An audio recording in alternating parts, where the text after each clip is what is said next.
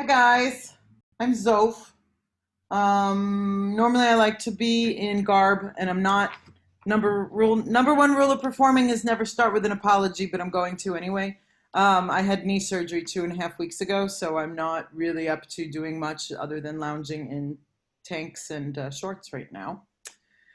This class is called Performing in Persona. This class is all about doing bardic performances in the persona that you choose to perform them in. I was a professional actress for many years, so all of my bardic performances come from a theater background. We can talk later if you want about how I take being a professional, having been a professional actress, to performing as a bard now in the SCA, but that's not what this necessarily is about.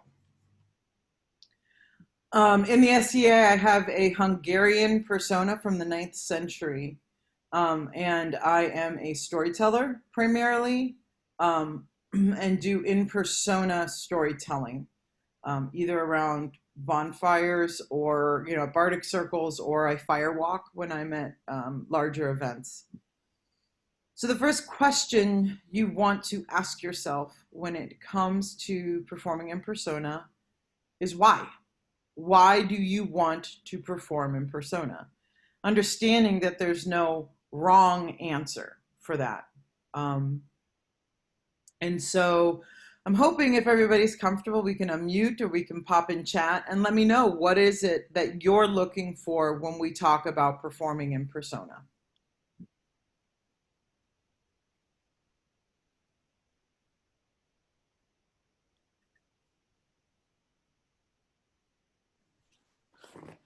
Hey there. Hi. Actually, I'm not really sure. I'm not a bard. I'm just kind of curious. I have my main persona is 11th century Icelandic, and from what I understand from there, it would mostly have been men as storytellers. I'm not sure yet, but yeah, I'm just still kind of learning about that. Thank you. Gotcha. And then for me, my persona is Northern Italian in the late 15th century, early 16th century. And so I know that we don't have as big of a storytelling tradition in that particular time period. However, my character is a world explorer and a condottiere, so he's been around and he's seen stuff, and he's somebody who experiences all of life without being every type of person under the sun at the same time. So the gist of what I'm trying to go for is being somebody who has a bunch of more lived experience type of stories. So generally that's the direction I'm coming at. Okay. So we're asking the general question to start of why are you here? What are you hoping to get? Why performing in persona is interesting to you? So if anybody else wants to answer, if not, I will tell you why I do it. Um, for me, it was all about the pursuit of bringing more of an immersion to the performing arts. It was about educating people because I'm Hungarian. I'm one quarter Hungarian in the real, and so that's the persona I chose, is a full Hungarian woman. And there's a lot of different things about the culture, especially in the pre-conquest era, which is where my persona is based, that I wanted people to learn about. And so I want to entertain people, but I want them to walk away with having learned even one cool, unique, interesting little thing. So let's see. Nicholas says, I'm very socially anxious, so I thought that I'd explore performing in persona as a way of stepping out of my comfort zone. That is an absolutely awesome reason. And here's the thing, and why coming from an acting background makes this really awesome. Zsof, me, is not me. It's me, but like me plus, right? So Caroline, who I am in the modern world, is in many ways a different person from who Zsof is. And as an actor, I loved the chance to explore being other people. And as I developed Zsof as a performer, not Zsof like hanging out at an event, but Zsof performing, the more I'm slipping into a character. And so if you look at storytelling, any kind of performing, excuse me, in persona, you are no longer constrained by yourself, which is really cool sometimes when you're an actor. You get to explore different worlds, different things. So that's a really valid, awesome answer. So as you get ready to perform in persona, the next question, and we talked about it a little bit, but who are you, right? I'm Zsof, 9th century Hungarian woman.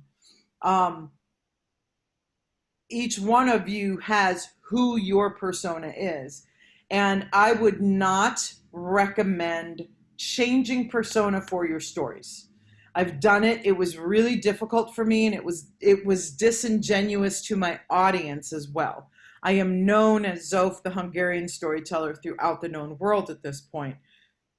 And if I were to all of a sudden romp up and become Sophia, the Italian woman, people would be like, who the heck is this talking in an Italian accent, telling Italian stories? That's not who I am.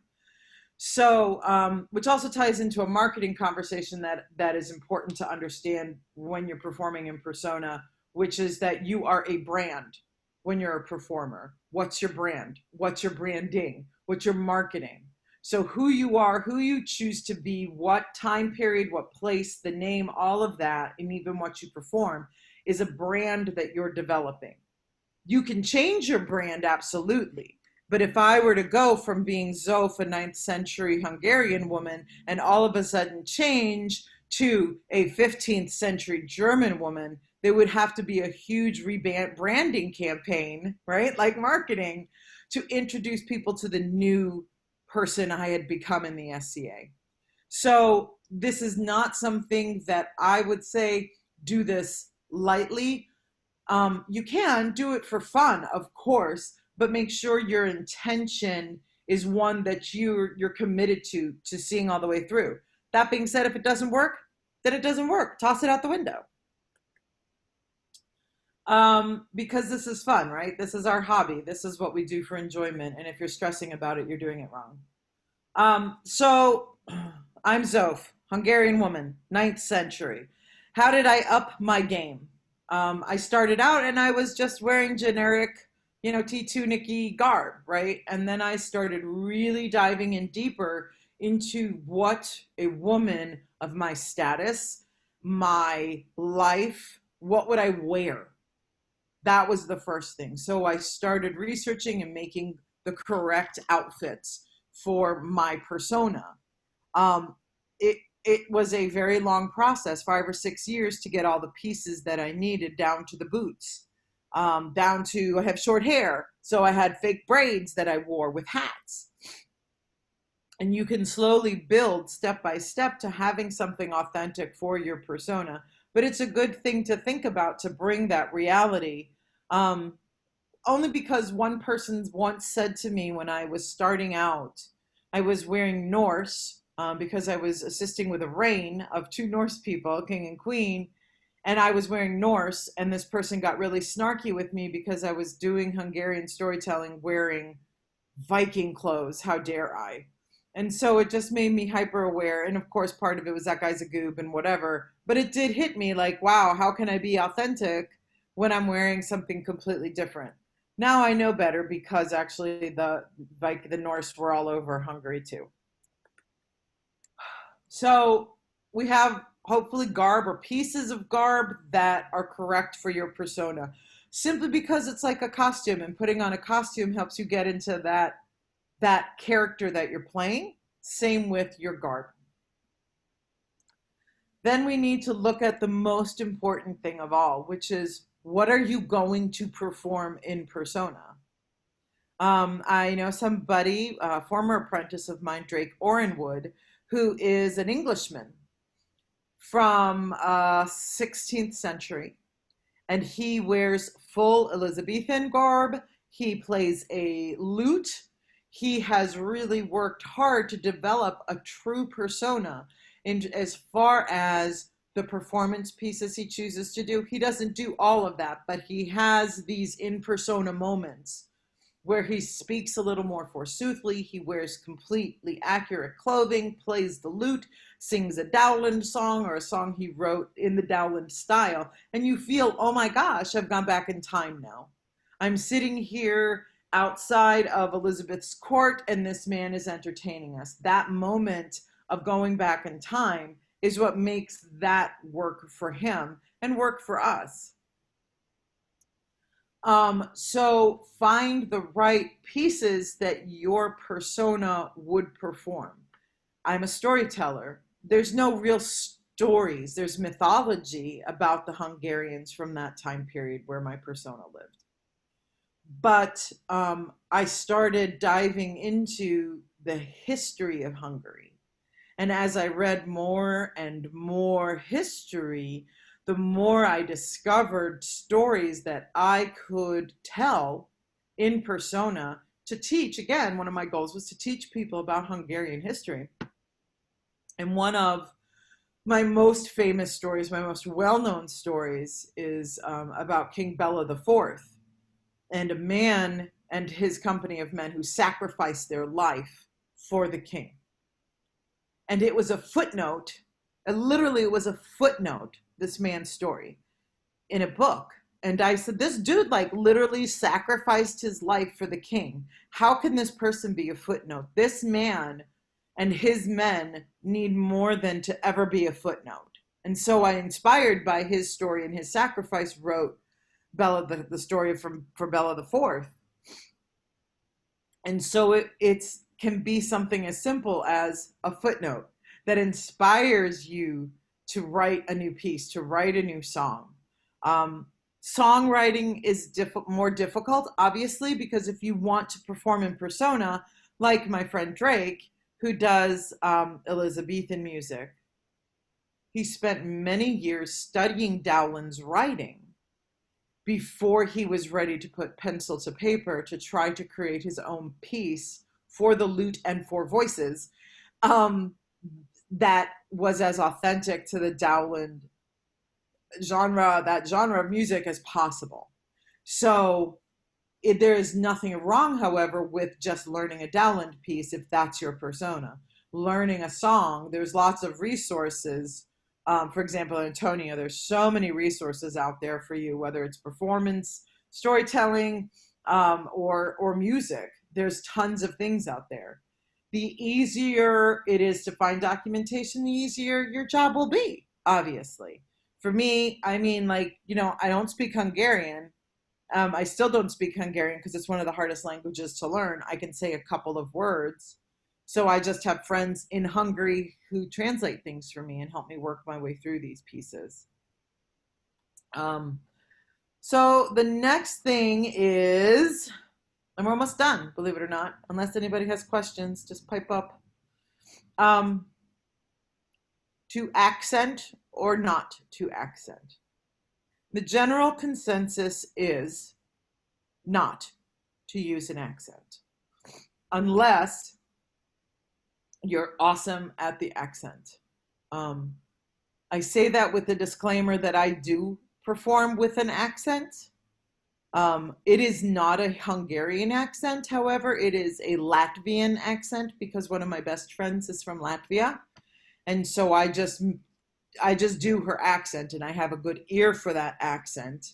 But I have had days where I have been off and I have noticed that the accent's not working. And so I drop it and just talk normal. Unless you are 100% sure you can rock an accent, do not do it. If you are doing a culture that is not your own, do not do it because that's cultural appropriation, not cool. You'll tick people off. So if you are literally a European person doing a European accent, rock on. Anything else, let's not try. But most people have found that accents are very distracting. And so unless you have taken the time to really, really, really work it with people, do not do an accent, because it's just really actually messes up the performance. All right, finally, we're done. So the last thing I have is period resources. I talked a little bit um, about places to find resources. Your library, of course, is a great place now. And it's funny because it's amusing. I pulled up my old period resources for the SCA Bard handout, and a lot of this stuff doesn't even really exist anymore. Um, but there are certain ones that are still out there. Um, the SCA Minstrel homepage still exists. Here we go. So this page has some great primary sources, different articles about things. This is a great, great resource for you to use.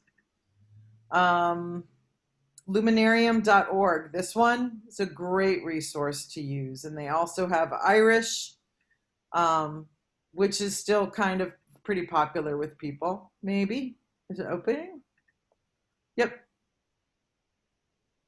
So these are all really, really, really awesome places to just start diving in to whatever you want to learn, whatever your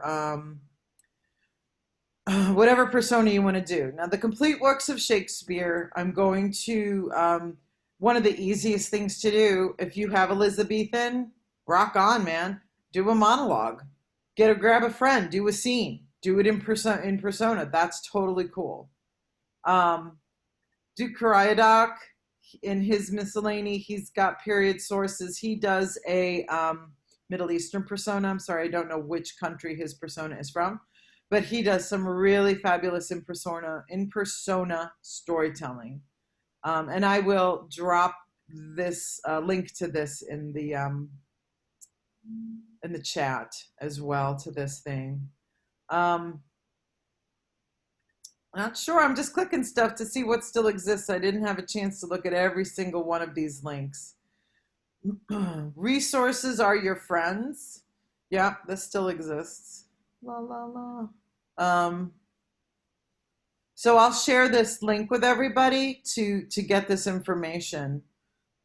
This is, I'm not sure about the other kingdoms. I only know about the East Kingdom and Midbards, but there are other kingdoms that have their period resources pages. All right, questions? Any more information? Anybody want to play? Anybody want to talk? I definitely have a couple of questions.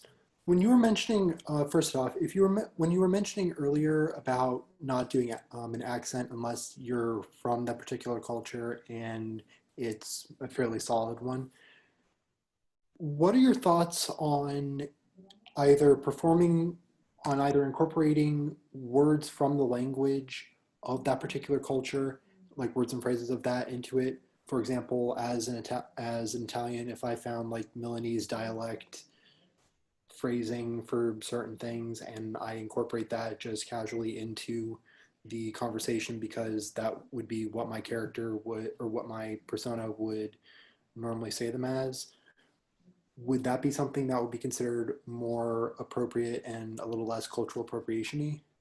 Yeah, and I don't think you'd have to worry about doing an Italian persona, going by at least the picture that you have here on Zoom. It's and I drop Hungarian phrases all the time. I'm always dropping certain Hungarian words when I tell stories. Um, so that's totally cool, and it's really interesting. You know, the Hungarians nem and em is no. So I'll say that instead of no. And that's just a little bit of sauce, little sprinkle of sauce on top of a story that adds that extra zhuzh to it. So Nicholas asked if I have any exercises or things of that nature to get into character or get yourself into the right headspace before a performance. Um, um, So, and this ties into what we were talking about when I first started, um, which is how I come to it as a former professional actress. I do not usually wing my stories, although I am an improv actress. I have that training, I have that background, and I have on time at times, learned a story, written a story, read a story, jumped up and done the story. I've never been happy with that, though. Coming from classical theater, I write it, I rehearse it, I rehearse it, I rehearse it, I write it more, I work it and I work it. I usually work a piece for about a month before I even think about putting it in front of an audience. Um, and the other thing that I bring, anybody who has acting experience, especially fight choreography experience, will understand this.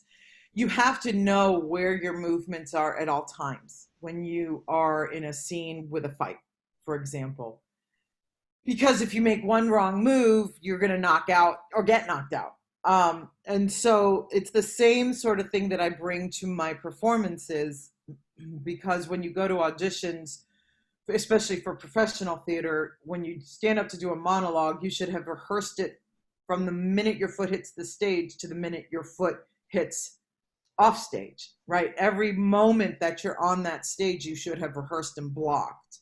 And so I literally block my stories in a similar fashion. When for everything down from a foot, where I take a step, to what I do with my arms. And the reason I mention this, Nicholas, is because I don't have to do a lot to get into persona to do an exercise like that, because I have developed the story so much that just stepping into the space and making it my own puts me into persona so I can tell my story. But as for exercises that you could do that would help you, I know one time when I was an actor and I did Pinocchio and I played Geppetto's housekeeper. God, this was really long ago. And we did not use accents, but I was an older Italian lady is who I played. And so my friend and I would run around backstage well, I think it was Geppetto, right? So Geppetto and I were friends. And so we would sit there and say like spaghetti and lasagna. And we would say all these like just Italian foods to each other to get that feeling of being Italian. And literally just said names of pastas and dishes to each other. But it helped us get that moment and get ready to be bigger, larger than life characters in a play. So maybe that would help you. I also know, as somebody who used to have really bad stage fright, I also like to just sit and take a couple of deep breaths and just focus on what I'm going to do and who I am and remind myself that I'm awesome. And then I would go. Does that help? Awesome. Yes, you can ask something. I don't know how to say your name. I apologize. Abin?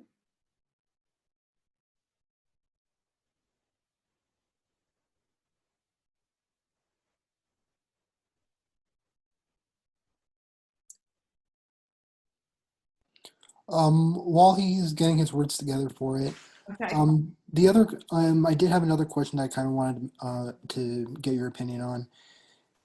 Because, as I kind of mentioned to you earlier in the stream, my persona is a world traveler who has collected lots of stories through a lot of his lived experience, through a lot of the things that he's experienced in life. What would be a good way to incorporate a lot of those stories that wouldn't necessarily be from either ancient Rome, ancient Greece, because the Romans copied a lot of ancient Greece, or from post-Roman Italy?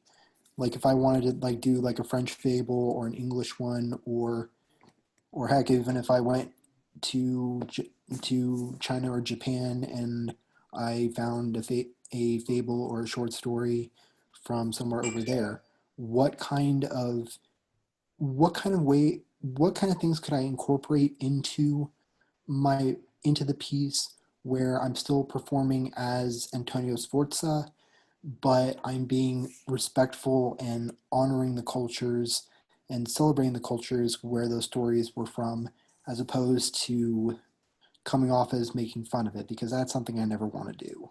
Right. And I think just the fact that you're cautious about that pretty much nails it. Um, you know, there's nothing wrong with saying I encountered a person who was visiting Florence. They came all the way from, Shanghai or whatever country and told me this tale, and I'm so excited. I can't wait to tell it to you.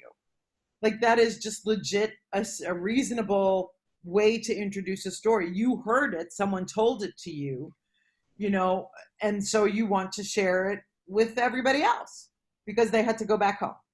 I know when I was Queen's Bard to Vukasin, former Queen of the Midrealm, she's Serbian. I'm Hungarian. And so I was just like, well, she's my queen. So I went and found a bunch of Serbian people and they told me some stories. And so here are some stories for my queen, right? Legit, I just had the book. I read a bunch of stories and wrote my own versions of them to tell. So whatever you want to say, that you learned it from someone, you learned it, you read it, you heard someone else performing it. I think you're honoring their culture. Just don't try to do accents with it. Like if you're doing a Chinese story, don't try to do a fake Chinese accent. Definitely, because one, it's not my culture, and two, I can barely pull off an English one and a polite one, so Right? Yeah, I get it. So Nicholas says, Antonio, it sounds like that gives you an opportunity to create an awesome contextual story to give your performance even more zing. I agree. Absolutely. Rum Chancellor told us old Norse resources to look at. Jackson Crawford, I'm going to get this, might have old eyes, has some YouTube videos that are helpful if you are interested in learning Old Norse. Also, the Jesse Byock Viking language book series for an excellent print series. And I don't think I brought it down here, but the nice thing about the Norse is, here's the Elder Edda, right? So there's so many Eddas, there's so many things out there that you can learn, that you can read for any kind of Norse stuff. Aban says, my persona is Moorish from Andalusian Spain, late 13th, early 14th century. So I think the link that I shared, and there's the Karyadox stuff, he does Middle Eastern persona stuff. So I think you might want to check out some of those. In terms of audience reception, thoughts on performing in a different language. Are audiences receptive to that or turned off? So, yes, people love hearing period pieces in the language that they were written. The thing is to remember to keep it short, because most people do not speak the language. And as pretty as it is, if you're singing at us in German and sit for 6 minutes, you're going to lose your audience. And what I have seen done really wonderfully by people is they sing the first verse in the foreign language, and then they sing the first verse again in English, and then jump to the second and do the same, and then wrap it up. I really would not push more than 2 verses unless you're doing an ANS entry, for example. Did that help? So Aben, let me see here. Aben wants to know the best way to perform is my persona. Should I try mixing in words or in Arabic or Spanish? So yes, you absolutely should try to mix in words from that culture. Just be careful not to there's this fine line between cultural appropriation and honest use of words to pepper a conversation, to pepper a story, right? So it's just a question of how much is too much, and that's where friends help. So perform for other people that you trust, and they can help you find the right balance between the words, just start detracting from your performance to accenting it wonderfully. I'm glad. Yay! I hope that's how you did a piece that you did. That's great. All right, guys, we're only at 30 minutes, but does anybody have any other questions? Oh, I actually do have Great. one that would be an interesting discussion. Because the SCA is it's a hybrid because hypothetically everybody has their has like their sorry about that. Everyone has both their real world persona, their like real world where their persona is from, what time period they're from, and then we're all in this amalgamation of 20 kingdoms across the known world, none of which have either a direct or indirect correlation to any real world geopolitical entity. Because of that, we have a whole bunch of lore, myths, legends, stories, etc., from the actual from the history of the game, especially now that we've been here for over 5 decades. So the question that I would have is, how does performing a story or a song about something that happened in the SCA and performing that as your persona, how would that differ from telling a traditional folk piece from your particular from your home culture? So it doesn't, right? So I have three pieces. There's more, but three pieces that I regularly do that are about Scadians. And each one of them, I still use my accent and I still use words that let you know I'm talking about Penzik or I'm talking about Gulf Wars, right? I'm talking about the battles that happen on the battlefield here at Penzik. I let you know those things through the words that I use, but I tell them the same way I would tell an authentic Hungarian tale for my persona. Does that make sense? So you are an Italian man telling us about, a funny story about the drunk dude wandering off to the Porta John and falling in a ditch, but he was okay, whatever, whatever. How do you, and it's a great challenge as a performer too. How do I turn it to make it a persona story?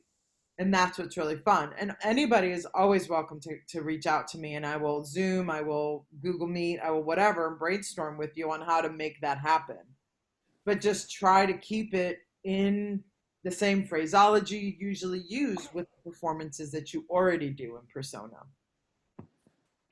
Awesome, awesome. Well, thank you so very much for all of your insight. I really Sure. do appreciate it. Anytime you guys just reach out to me, let me know. I'm always happy to play with people and talk about stuff. Abin, your best bet is to reach out to. Wait, okay. So I guess I need to understand any examples of this stuff being in performing in persona or your time period performing in persona, I guess is the question. And you can unmute if you'd like and just ask. Oh, sorry. um, I'd love to try this stuff, but I've never done it performing for someone, especially doing the Penzik but I've never been to Penzik. I've never been to Gulf Wars, and the only war I've been so far is War of the Wings, so I can't really say much about any of the others. Um, do you know? I mean, because you are lucky there because you have like Master Vorianku, who does in persona storytelling. Already. There's a couple people in Atlantia who do in persona performances. Um, so yeah, there are a lot of people, including myself, who do things like that. Golden swans. What are golden swans? Sorry, I Oh, was in the middle of typing, and so I figured I'd talk instead. So the Golden Swans is an order of people who have essentially gone through a trial that they're really, really good at their persona. And they actually have an online event coming up. I'm not quite sure when. I don't really know anything about it. All I know is a friend of mine is a Golden Swan. From what I understand, it's a cross-kingdom order. It's not like just an Avakal thing. It goes across a number of different kingdoms, although it might be Avakal, Antir, North Shield, or something like that. I'm not really sure. But basically, they basically do an entire weekend where they do everything they do is in persona. So they are cooking in persona, eating in persona, singing in persona, sleeping in persona, dressing in persona. And then they also do a series of interviews from what I understand. And I know they have an event coming up. So if you're looking to see examples of people doing that, like performing in persona, looking at the Golden Swans may be a good place to start, or a place to start. Yeah, that's a great resource. Thank you for sharing that. Let me Swans SEA. I see a tournament of the Golden Swan. Golden Swan.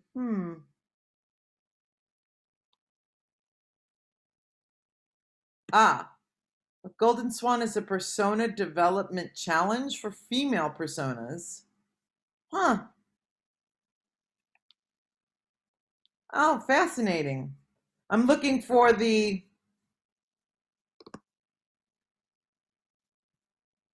I'm going to drop this in the chat and then we'll go back. Interesting. Is there another type of challenge, like for unisex use and stuff?